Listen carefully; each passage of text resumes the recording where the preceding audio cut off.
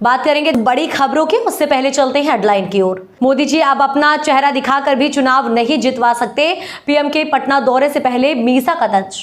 UP के 35 जिलों में आज आंधी बारिश का अलर्ट, कल 6 जिलों में हुई बरसात, 6 सेल्सियस डिग्री तक गिरा पारा, 12 मई तक ऐसा ही मौसम रहेगा। सीएम मोहन यादव का बेरोजगारी पर बड़ा बयान, अब युवा शक्ति रोजगार नहीं।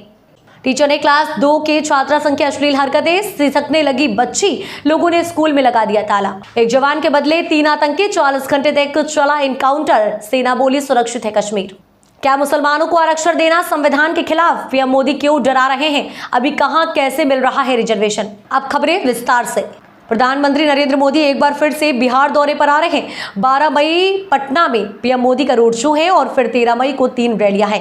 इन सबके बीच पाटलिपुत्र से आरजेडी प्रत्याशी और लालू यादव की बड़ी बेटी मीसा भारती ने पीएम के पटना में होने वाले रोड शो पर तंज कसा है और कहा है कि बीते 10 सालों में मोदी जी ने जो वादे किए थे वो तो पूरे किए नहीं, इसलिए अब उनको पटना में रोड शो की जरूरत पड़ रही है। उज्जैन में आयोजित भारतीय जनता युवा मोर्चा के सम्मेलन में मध्य प्रदेश के मुख्यमंत्री मोहन यादव ने बेरोजगारी को लेकर बड़ा बयान दिया है। उन्होंने कहा है कि पहले का युवा बेरोजगार सरकारी नौकरी की आस लगाए रहता था, मगर अब युवा शक्ति रोजगार नहीं मांगती बल्कि रोजगार देने का काम करती है।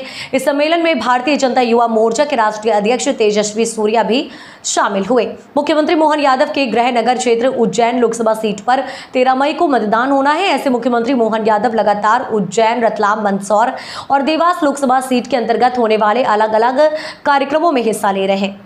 भारतीय सेना ने दक्षिण कश्मीर के कुलग्राम जिले में मुठभेड़ के दौरान लश्कर-ए-तैयबा के एक वांटेड आतंकवादी बासित डार सहित 3 आतंकवादियों को मार गिराया है। सोमवार रात को शुरू हुई गोलीबारी 40 घंटे के बाद गुरुवार की सुबह समाप्त हुई। सेना के अधिकारियों ने आतंकवादियों के पास से कई हथियार और गोला बारूद भी बरामद किया है। 7 मई यानी मंगलवार की सुबह करीब 10 बजे आरजेडी चीफ लालू प्रसाद यादव ने पटना में पत्रकारों के सवाल पर कहा कि मुसलमानों को पूरा रिजर्वेशन मिलना चाहिए। हालांकि बाद में उन्होंने सफाई देते हुए कहा कि आरक्षण सामाजिक आधार पर होना चाहिए, धार्मिक आधार पर नहीं। लेकिन दोपहर होते होते बीजेपी इस मुद्दे को ले उड़ी।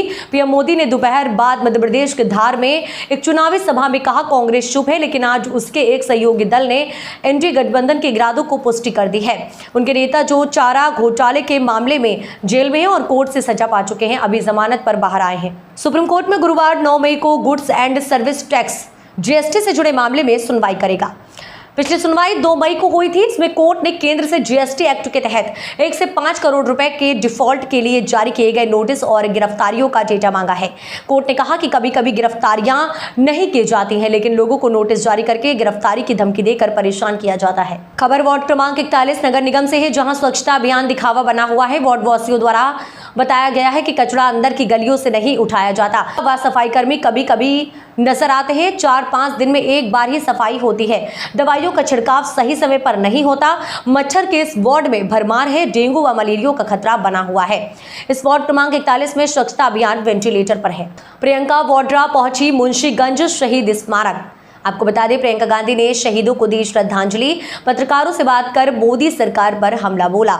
आपको बता दें, कहा महिला सुरक्षा की बात सिर्फ जुमला, देश का गौरव बढ़ाने वाली बेटी के आरोपों के बेटे को बीजेपी ने दिया टिकट। शराब नीति केस में जेल में बंद दिल्ली के पूर्व डिप्टी सीएम मनीष सिसोदिया की जमानत याचिका पर दिल्ली हाई कोर्ट अब 13 मई को सुनवाई करेगा। ईडी और सीबीआई के वकीलों ने जस्टिस स्वर्णकांता शर्मा से कहा कि हमें जवाब दाखिल करने के लिए 1 हफ्ते का समय चाहिए। दोनों पक्षों की दलीलें सुनने के बाद जस्टिस स्वर्णकांता शर्मा ने कहा कि मैं आपको केवल 4 दिन का समय दे रहा हूं। मैं मामले को सोमवार 13 मई के लिए रख रहा हूं। जमानत याचिका की सुनवाई अब 13 मई को करेंगे।